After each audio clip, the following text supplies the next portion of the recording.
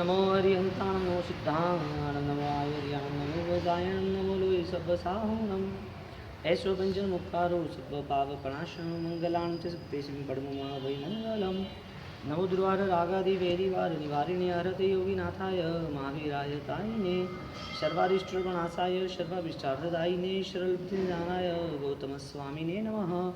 जय दुलोके शैलराजेन्द्र सूर्य हरत तुतापम दैनां क्लेशभाजां नदतु न दुर्वाद्यं नद्वेशो दुन्दुभिनां जगदजगदस्याख्यां चिरावप्रलोक तत्त्वादिशद्भूत प्रकाशकाय आत्मारम्भानुप्रदेशकाय जयेन्द्र रत्न प्रदायकाय देवादिदेवाय नमो। 2 महीना का पढ़ना हो गया, क्रिया होगा, चौव्यार होगा, समाहिक का, प्रतिगण का, व्याख्यान का छोड़ दो। व्याख्यान का पढ़ना बोलो, तब का पढ़ना देखा, व्याख्यान का पढ़ना देखा, हाँ प्रतिगण का पढ़ना देखा, सामायिक का पढ़ना देखा, ये सब पढ़ना शुरू हो गया।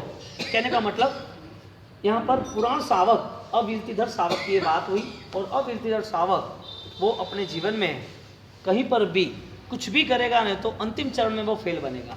तो यहाँ 3 शब्द हमारे पूर्ण होते हैं। पंचम धारा के अंतर्गत 7 नंबर का शब्द 783 पवयन, जिसमें प्रवचन की बात कही है कि प्रवचन किसे कहते हैं।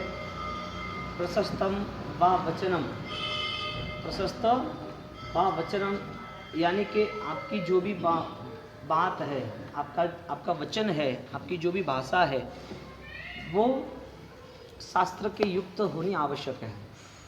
यानी कि जिसके पास भाषा है लेकिन भाषा का प्रयोग नहीं है, जिसके पास शब्द है लेकिन शब्द की मरोड़, शब्द की मधुरता नहीं है, जिसके पास जीवन है लेकिन जीवन जीने की सफलता नहीं है, ऐसे यहाँ पर निष्फलता वचन के आधारित, सफलता निष्फलता विचारों के आधारित। तो व्यक्ति जो भी कुछ बोल रहा है वो उसके विचारों के आधारित है। यदि उसके जो विचार यदि नहीं होते सही ढंग से तो उसकी बात भी सही नहीं होती। यानी कि किसी की बातों पर यदि क्रूरता, ज़्यादा गुस्सा, ज़्यादा निंदा, बातों में ज़्यादा पाप की वृत्ति रहती है, वो पाप की वृत्ति के हिसाब से व्यक्ति के मन में वो धारणा बनी है तो ही वो प्रसारित हुआ। बिना टंकी में पानी होगा ही नहीं तो नल में आएगा कहाँ से? पानी होगा तो आएगा नल में। तो परिस्थिति ये निर्मित हुई कि जैसे वचन हो रहे, यहाँ प्रवचन का शब्द बताया है। जीव अजीव जो द्रव्य पर्याय है उसको जानना समझना। जगत पूरा ये जीव और अजीव से क्या भरा हुआ है? जीव और अजीव यहाँ पर है। जीव और अजीव पूरे जगत में यदि सम्मिलित है तो उसको कौन सा धर्म, कौन सी नात, कौन सी जात, कौन सा समुदाय? हम तो कर्मवाद और पुण्य पाप को मान रहे हैं तो किसके प्रति द्वेष करेंगे? भगवान ने तो पानी के जीव को बचाने का बोला, भगवान ने तो जो भी जीव है उसकी सहायता करने का बोला जो दुखी है इसके लिए। क्योंकि जीव के प्रति करुणा होगी तो ही आपकी आत्मा की, आपके जीव की भी करुणा होगी। अजीव तत्व, सुख, सामग्री, पुद्गल, इसके प्रति आपकी यदि राग की मात्रा कम होगी तो भी आप इस संसार के राग की मात्रा, कर्म की मात्रा भी कम होगी। जीव की करुणा की भावना, धर्म की भावना बढ़ गई। अजीव तत्व यानी कि संसार के पदार्थों की भावना हमारे में, आसक्ति कम तो कर्म बंध कम। तो यहाँ पर प्रवचन यानी कि जीव को देख के आपको बात करनी, जीव के लिए आपको कोई बोलना। तो आपकी जो भी भाषा का प्रयोग है उसमें ज्ञानी ने कहा कि भाषा प्रयोग वो सूत्र अनुसार आपको बोलना नहीं है तो अच्छी बात है। मुनिवर को 2 रास्ते बताए साधु जीवन में, या तो भाषा समिति या फिर वचन गुप्ति, 2 रास्ते बताए। तो गुप्ति और समिति में डिफरेंस क्या? 5 समिति 3 गुप्ति, ऐसा साधु जीवन की मर्यादा पालन में आता है। तो 5 समिति, इदिया समिति, भाषा समिति, ऐसणा आदान बंड मत निख्यवणा समिति, मन गुप्ति, वचन गुप्ति और काय गुप्ति। और गुप्ति और समिति उसमें डिफरेंस क्या? तो भाषा समिति और वचन गुप्ति दोनों एक ही रहा। तो ज्ञानी ने कहा कि वचन गुप्ति, गुप्ति यानी गुप्त, आपके मन में जो भी है वो आप गुप्त यानी मौन में ही आप अपना पूरा व्यवहार खत्म कर दोगे। साधना की ऊंचाई पर जाने के लिए मन के हर विचारों को एक जगह पर खड़ा करने के लिए, कंट्रोल करने के लिए यहाँ पर बताया कि आप हो सके इतना मौन का सहारा ज़्यादा लो, यानी कि आपके पास विचारों की सामर्थ्यता एक ही जगह पर पूर्ण रूप से केंद्रित हो जाए, एक ही जगह पर सब खड़े हो जाए, तो विचार को चंचलता का स्थान नहीं मिला, विचार यहाँ यहाँ भटकने की बात ही नहीं। आपका मौन वो आपकी भीतरी यात्रा कराता है, क्योंकि आपको दुनिया देखी तो आपको कुछ कहना पड़ा ना, आपने कुछ देखना ही नहीं था, तो आपका मौन सर्वश्रेष्ठ बना आपके लिए। वो मौन, वो आपकी सामर्थ्यता बढ़ गई। व्यवहार में भी आप देखो, जो व्यक्ति कम बोलता है ना वो ज़्यादा काम कर सकता है, क्योंकि शक्ति बढ़ती है ना आंतरिक।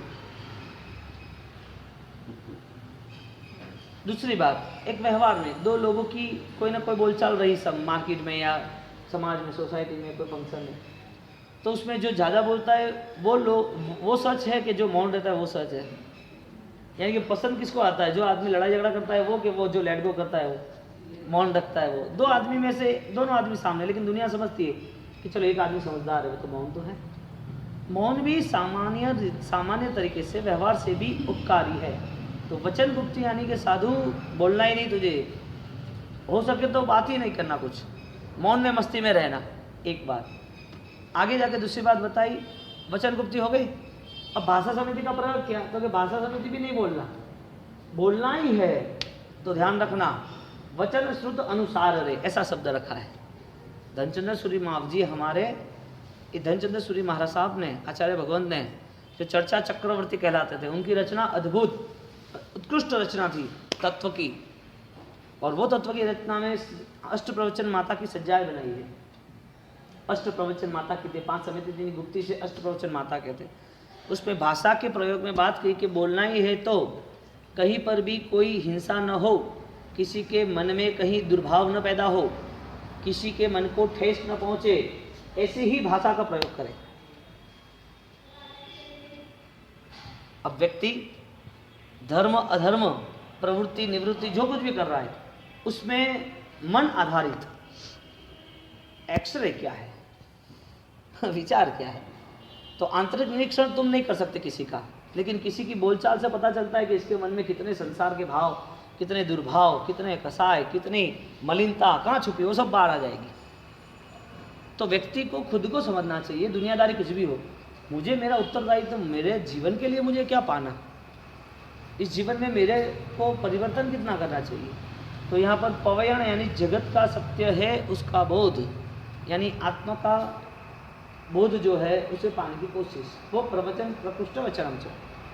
इसके बाद 8 नंबर का शब्द आया 883, पावसूय प्रसंग, प्राकृत शब्द है पावसूय प्रसंग, उसकी संस्कृत शब्द है पाप श्रुत प्रसंग।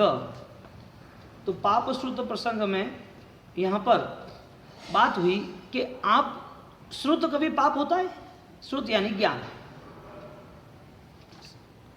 पावसूय प्रसंग, पाप श्रुत प्रसंग कि श्रुत जो है, ज्ञान जो है, वो क्या कभी पाप होता है?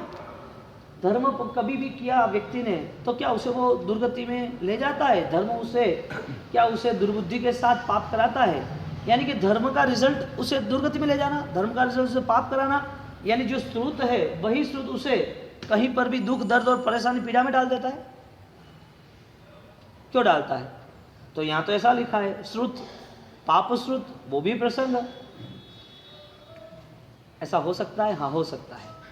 जरूरी नहीं है कि किस चीज का क्या उपयोग तुम कर रहे हो, जरूरी ये है कि तुम्हारे मन में क्या छिपा हुआ है, तुम्हारे मन में छिपा क्या हुआ है, जरूरी वो बात है। आपके पास यदि कोई भी चीज़ है, पैसा है, तो जरूरी है कि आपको पुण्य ही कराएगा, पाप नहीं कराएगा, या पाप ही कराएगा, पुण्य नहीं कराएगा। खाना है तो जरूरी है कि वो खाना आपकी भोजन की तृप्ति करेगा, क्या वो खाना दूसरे की भी तृप्ति कर सकता है? भोजन पड़ा है, उसने कोई मैसेज नहीं दिया है, लेकिन जितने भी मैसेज फॉलोइंग हो रहे हैं उसका पूरा स्टार्टिंग पॉइंट कौन सा है? आपके अंदर छिपी हुई जो भी धारणा है उसके हिसाब से ही आपकी पूरी वृत्ति हो और प्रवृत्ति दोनों साथ में चली। आपकी धारणा थी, उसी हिसाब से आपने पूरा अनुसरण किया। तो कोई भी चीज़ पाप बन सकती है, धर्म बन सकती है, पुण्य बन सकती है। यानी कि कोई व्यक्ति ने गलत किया तो वो पापी ही है कि वो परिवर्तित हो सकता है? कोई व्यक्ति धर्मी है, धर्म क्रिया करता है, तो उसका मतलब ये है कि वो धर्मी है, वो पापी नहीं हो सकता है। किसी ने धर्म आराधना की तो क्या वो धर्म आराधना चेंज हो जाएगी? किसी ने पाप किया तो पाप भी चेंज हो जाएगा कि नहीं होगा? तो उसका मूलभूत कारण कौन है? श्रुत, उसका ज्ञान। शब्द क्या रखा था? पावसूय प्रसंग, कि पाप श्रुत प्रसंग, जो श्रुत है, जो ज्ञान है, जो विचार है, उस विचार को लेके जो भी कार्य किए उसमें आपका रोल, आप जो सोचोगे वही रहेगा। धर्म की प्रवृत्ति, मंदिर आए तो मंदिर आने के बाद आपने यहाँ लड़ाई झगड़ा किया है तो मंदिर थोड़ी कहेगा मैं आपको पुण्य बनाऊँ, पुण्य दूंगा। सामयिक किया और आपने आराधना की और सामयिक में आपने क्रोध किया, सामयिक थोड़ी कहेगा भाई पुण्य साहब तो बन गया एक ही दिन में, ये तो होना नहीं है। तो आपने जो भी क्रिया की, जो भी आराधना की, जो भी धर्म किया, जो भी संसार में व्यवहार किया, आपको पुण्य जो लगा वो सही में आपके देह ने काम किया या आपके मन ने काम किया? देह ने काम किया, लेकिन ऑर्डर किसने दिया? यानी मन के आधारित यदि पूर्ण जीवन की व्यवस्था हो तो मन क्या डिसाइड करता है, मन क्या तय करता है, लक्ष्य क्या है मन का, विचार होगा। तो यदि उसका हर पल कोई ना कोई उससे परीक्षा का मोड़ आना ही है, एग्जाम देना ही है, तो जो भी समय आ रहा है उसमें वो जागरूक कितना है? पाप करता है तो भी परिवर्तन हो सकता है। महत्व की बात यह है, पाप के कर्म भी बदल सकते हैं, पुण्य का कर्म भी बदल सकता है। तो महत्वपूर्ण अवस्था क्या? पुण्य करके छोड़ देना या पाप करके बदल जाना?